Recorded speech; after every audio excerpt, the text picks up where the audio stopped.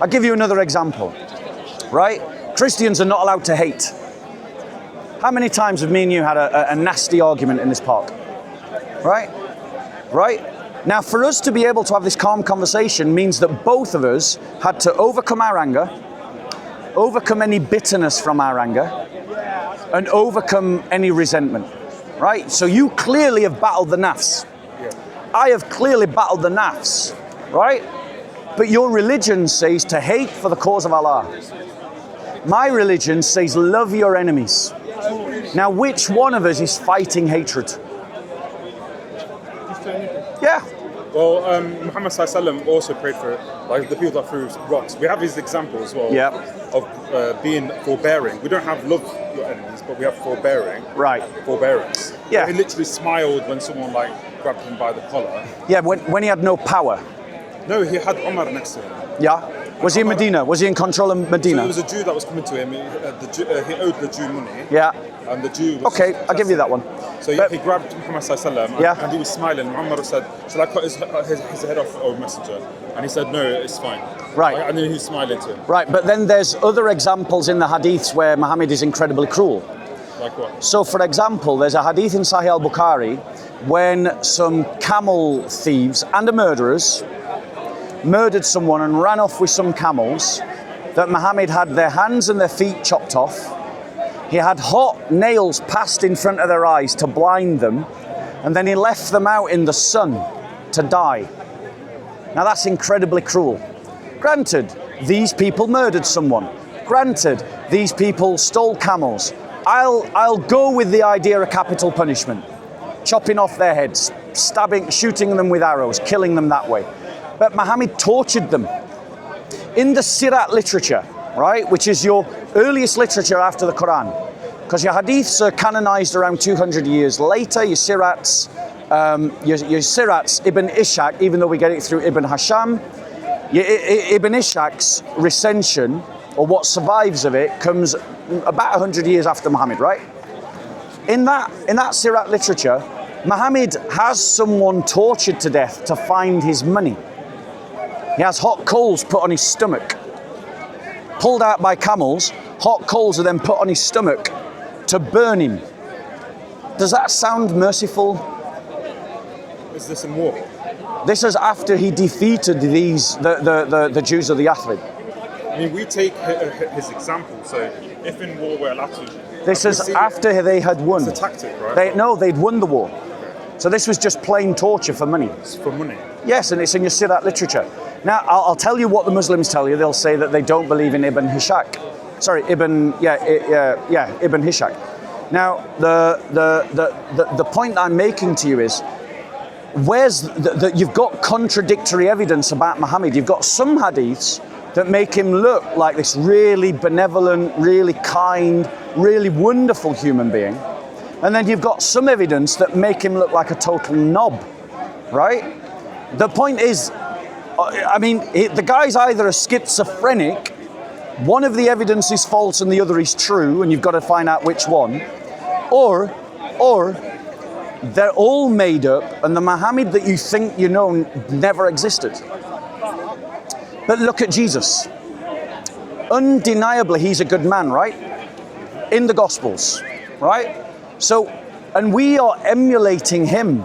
So we're fighting our passions, because Jesus was the example par excellence of self-control. But depending on which hadiths you believe, you're either going to be the kind of Muslim that tries to do self-control, or you're going to be the kind of Muslim that is out of control, like some of your da'i seem to be at the moment. I'm sure you're aware of the scandals regards to money and corrupting people and taking money for false reasons, or for having secret marriages, or for lying, or for blackmailing sheikhs that used to come to this park that have now disappeared and stopped coming. Have you noticed them? That they've vanished, right? Clearly, depending on which hadiths you believe, you either become a good Muslim, someone that I can talk to, or you become a Muslim that's out of control. But every Christian who follows the Gospels practices self-control. So which is the better way to fight the NAFS, Islam or Christianity? But God made us different. The Muslims, He said for us to be different. He's given us our own law, and you know the difference that we have goodness that we compete in ourselves. So, like modesty, I believe modesty for us is, you know, mashallah, the Muslim women, the hijab that they're wearing, I know, at least for me, that's a lot easier for me to see it and look past than someone that's harder to look past. No, I get what your point, but the point is you're comparing Muslims to non-Christians there. I mean, like, I'm just following the Quran where it says compete in goodness. If you have a lot of goodness that you're competing in as a Christian, you know, another believer would have to give respect to that. You know, if we believe in the same values in regards to certain things, if we have the same values in certain things, I'll have to praise that. You know, so I can't really put you down for it. Yeah, and think about it this way. Look at it. So let's talk about modesty and then expand the conversation, because I do think that Christians need to do better on modesty, right? But there are lots of Christians who are already doing very well on modesty. Like they are as good as Muslims. Just because someone wears a headscarf doesn't mean they're modest. I know that. Right? There's plenty of Muslim girls that I can point to you who've got a headscarf on, but their clothes are very hugging around the rest of their features. So just because you got a headscarf on doesn't mean that you're modest. But I agree, we Christians are weak on this one. We're weaker than the Muslims, right? But there's so many areas where we are just excelling, right?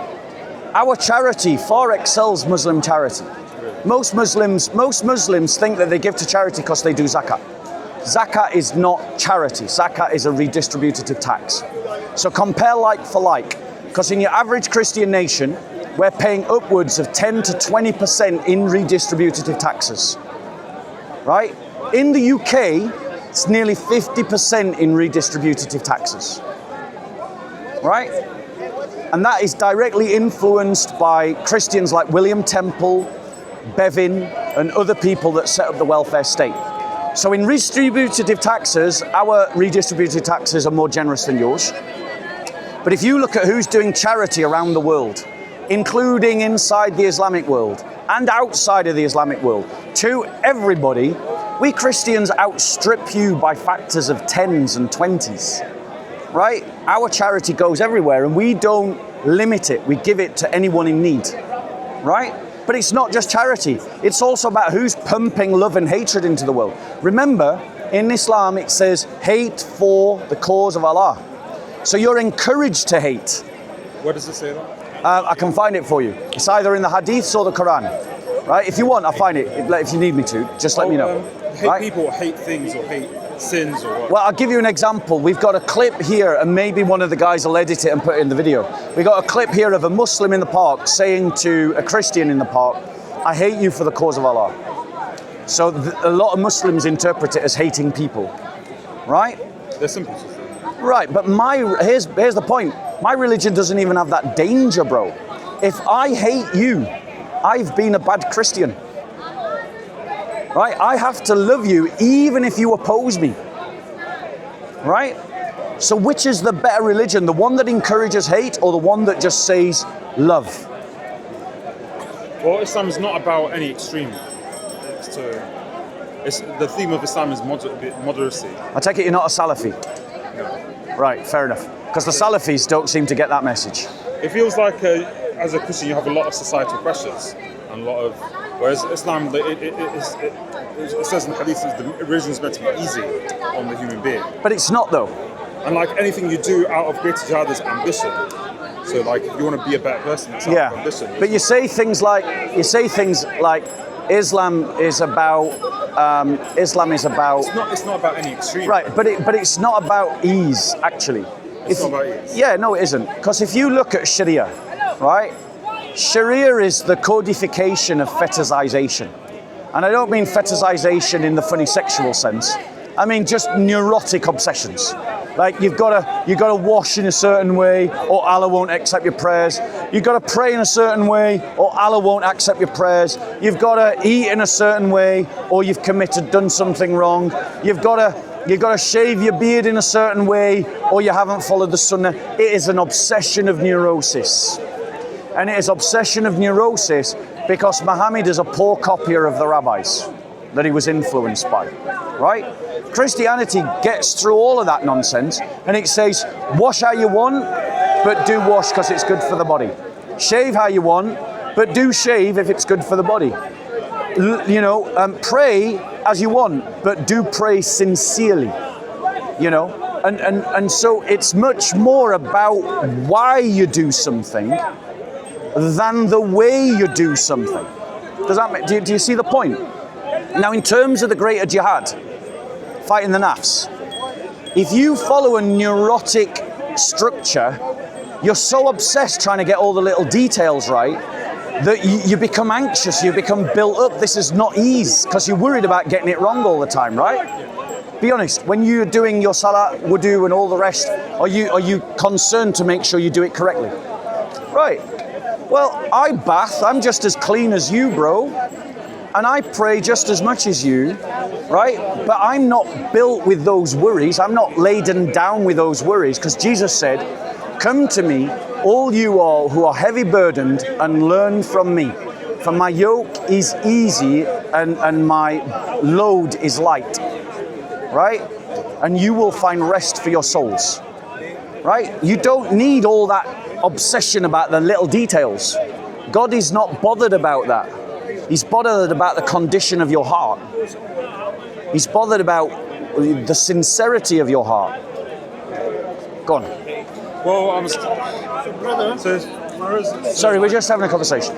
So the structure of Islam, it also brings you security. I know, it's kind of related to OCD because, OCD people have this insecurity where if there's germs, they don't feel right in themselves. Right? Yeah, it's similar to that. So there's states that you have to be in Islam to be able to pray. Yeah, it's just easiest to always stay in it because you don't know when the next prayer will be, and certain things break it.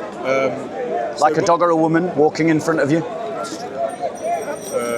That's in front of you during prayer, right? Yeah. So normally walking around. But Aisha also reports in the hadiths that she used to lay between Muhammad and the Kaaba when he was performing his prayers. Right? So a woman is in front of Muhammad as he prays, according to the hadiths. Right? My point to you is that think about that statement. Why is it a dog and a woman? Why is it not a dog, a woman and a man that walk in front of you? Like if you're praying and a woman walks in front of your prayers or a dog does, your prayer is invalid, right? But if a man walks in front of your prayers, does it invalidate your prayer? I think when a woman or a dog walks past, they do require us to have that first glance. If a man walks in front of your prayers, does it invalidate your prayer? No, because Okay, I'm not going to argue about that. Right, but here's the point, right? What I'm trying to get you to see, what's your name again, sorry? Tarique. What I'm trying to get you to see, Tarique, is something that's really important, which is that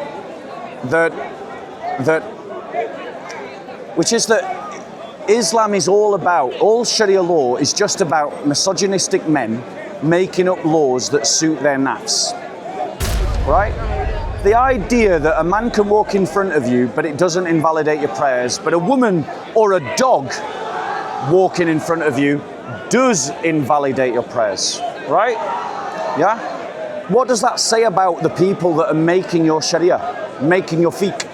It tells me that they're simple misogynists. Well, it's Muhammad who reported that. Right, but then that puts the blame on Muhammad, doesn't it? Yeah. Right. So your options are to say that Muhammad was a sexist who devalued women, or to say that the hadiths are not believable. Well, obviously, I kind of made a mistake there because I should have said he's doing things that he believes Allah told him to do. Right. Or an angel told him. And I'm trying to suggest to you that Muhammad wasn't a prophet, and you can know why. And the reasons why you can know why is, does it make sense that God who is in heaven is going to say that because a man walks in front of you, your prayer can carry on, but if a woman walks in front of you, your prayer is invalid? That's rubbish. God is not affected like that. Well, he has his jealousy.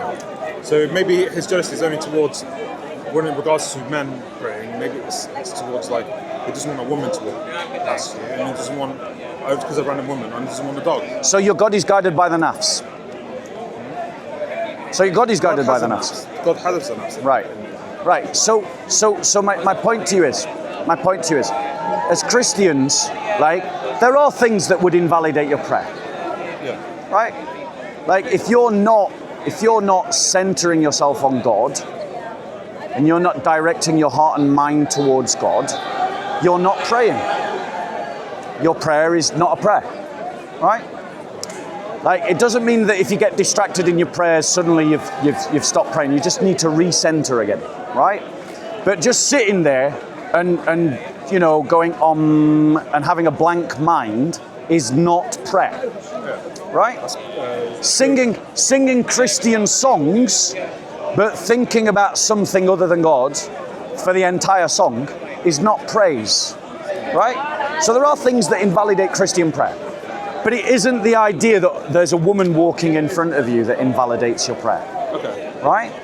Now, which one sounds like a God that is the master of the universe, and which one sounds like it was a God invented by a male, neurotic male in Middle Eastern culture? You can make it sound that way, but I've seen one of your arguments where you said Allah's like a sock puppet God. So you're saying Muhammad ﷺ is basically... There are examples of that, yes. Saying that basically there's no Allah, and he's just pretending that there's an Allah, so he could go around and like take over and do whatever. Yeah, there's examples to believe that. Are you aware of the examples? Well, I just want to say, like in the Quran, there's a ayah that actually condemns Muhammad ﷺ in regards to his wives.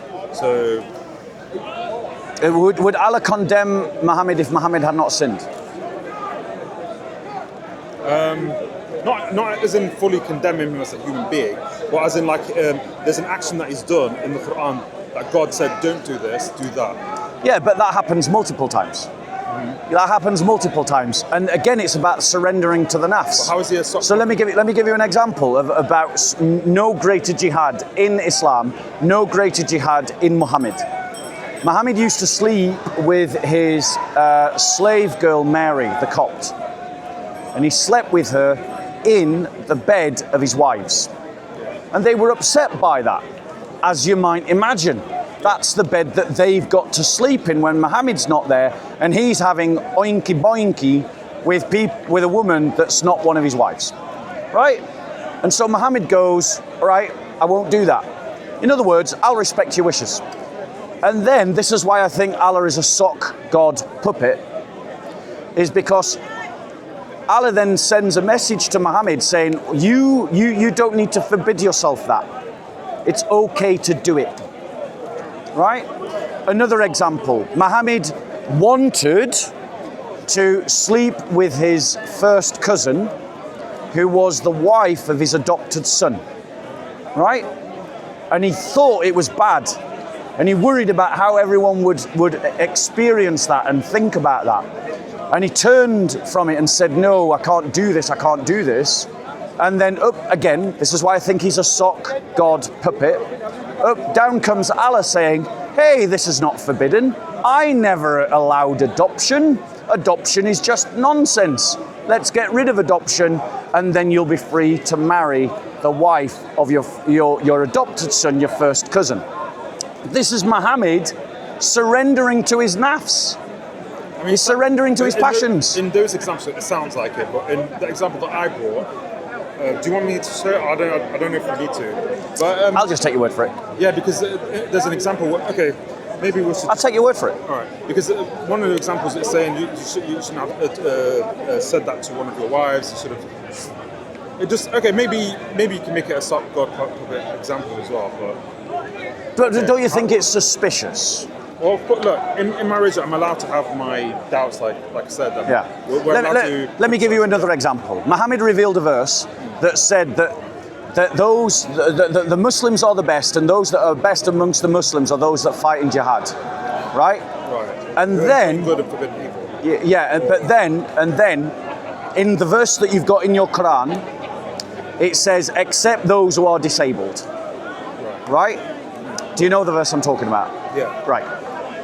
Now, when you read the hadiths that talk about that verse, in its original form, the verse was, those, Muslims are the best. Those are best amongst the Muslims are those that fight jihad. And then if you don't fight jihad because you're a coward, right, then, there's something wrong with you, right? I might be misquoting the last bit. But then in the hadiths, what happens is a blind man who stood behind Muhammad goes, I would fight in jihad, but I can't see. And then the next verse comes. And it's like, Muhammad got caught out, and it just so happened that a verse was revealed that gets him out of the bind that he just put himself in. Because he basically said disabled people were not as good as the Muslims that are fighting jihad. The point is... It's very valid to assume that it could be a secular God. Right. That could be one of the doubts here. Yeah. I was going to ask you a question Go about on. religion. Yeah. Some Eastern Orthodox people here have told me that they don't believe in fate. I know you said earlier you pin your flag to one of the doctrines, right, in life. So from you, I don't know if you where you pin your flag in Christianity. Are you aware of that? I am not aware of any Orthodox who've ever said that to me. Okay. So I can't speak into what other people have said. So do you believe fate to be true? It depends what you mean by fate. So fate is as in like we are all in a story of God. Like God wrote the story. Literally, we were words. We weren't even manifested, and we existed as His words way before it manifested physically. Yeah. So I have I believe in a doctrine called Molinism, right, which was articulated by a priest from in the Reformation period, and it is this: that we are free agents making free choices, though our choices have a bias towards sin, a heavy bias towards sin. So every human being will sin, right?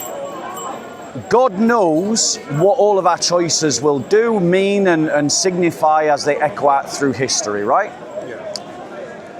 And God has selected that combination of choices that lead to the greatest number of people being saved. So when you choose to become a Christian, which God willing you will do one day, right? God chose this particular history because He knew that you would make that choice. He isn't making you make that choice. You were making that choice, but God knew that you were going to make that choice. And you make that choice based upon the resources in the world. i.e., the choice is not created. God doesn't create each moment to exist as He does in Islam. Okay. In the Christian faith, God creates the universe with all the resources necessary for each moment to exist at the beginning. See, this is a problem with modern science and stuff like that, because do you know about the plot armor theory? No. Okay, so the plot armor theory is this, that some atheists believe in randomness, that everything happened randomly. So tomorrow, it's perfectly acceptable that a sun could blow up in the distance. Who believes this?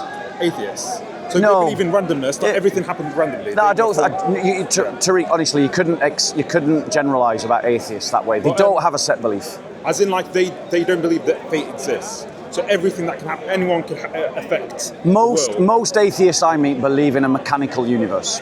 So their atheism is closer to Christianity than it is to Islamic theology. Right. So, but they don't believe in fate, right? No, they don't believe in fate. Okay, so this is the problem with not believing in fate, because that means there's no plot armor for the world to just suddenly blow up. Like if Putin were to do an oopsie and press the button, or if a meteor were to hit this earth, and so that could very well happen. This is what they believe. They at any point, there's not going to be a beast coming out. There's not going to be like an antichrist or Gog and Magog or all these things. Because it could just all blow up and it will all cease to exist, and there will be no one to tell the story anymore. Yeah. Right. So there's no plot armor. Right. So this is what I want to understand. So when you say, okay, we're all free agents. Yeah. Right. So any of us freely could design, somehow cause World War Yeah. III and end the world. Yeah. But if that wouldn't God be biblical. No, so let me explain. So let me explain. If God wanted in His plan for the salvation of the world to allow someone to start World War III, He would allow it. I.e., He chooses that timeline, that possible timeline, that brings the most people possible to salvation. That's what He does. Okay, so our ability to do that is based upon the resources that God has already given to the world at creation. So in other words, God is not creating moment by moment by moment, as in Islamic theology, but God has created and sustained a world that has all the resources within it for you to do what you're going to do, and for me to do what I'm going to do. And we were going to do it, right? There were many possible ways that we could have lived. But the way that we're living is the one that God chose, because that's the one that accomplishes His purpose. What does choosing mean? Sorry? What do you mean by choice? As in, you make a choice between, it's a good question. It's more profound than you think, actually. It's not simple to explain. But what I mean by choice is this idea of you have the capacity to follow your own engine that's inside of you, and to act according to that decision-making engine within you, right? And that decision-making engine... Are you all right, bro? I'm going to go eat. Do you want me to come with you? Yeah, I'll come with you. Not necessarily. Yeah, I'll come with you. No, I'll come with you. Anyway, Tarique, I've got my marching orders. I'm starting to find our conversations enjoyable, and I really appreciate the fact that you're coming with a different spirit. And I hope you're finding that I'm coming at you with a different spirit. Yes. And yeah, I'm really glad that we're talking like this. Yeah, me too. Yeah. Let me give you a gift. I always give a gift every time someone has a nice conversation with me. So let me give you one. Is that a new gospel? Have you got a gospel? You gave me the John one. Right. Well, I'll give you a different one now. Have you started reading the John one? I haven't, no. I'm more of I read things online. There you go. Gospel of Matthew. Okay, I'll take it. If you keep coming and talking to me, eventually it'll get all full. I'll have to. Yeah? Who? All right, thank you so much. Oh, all right.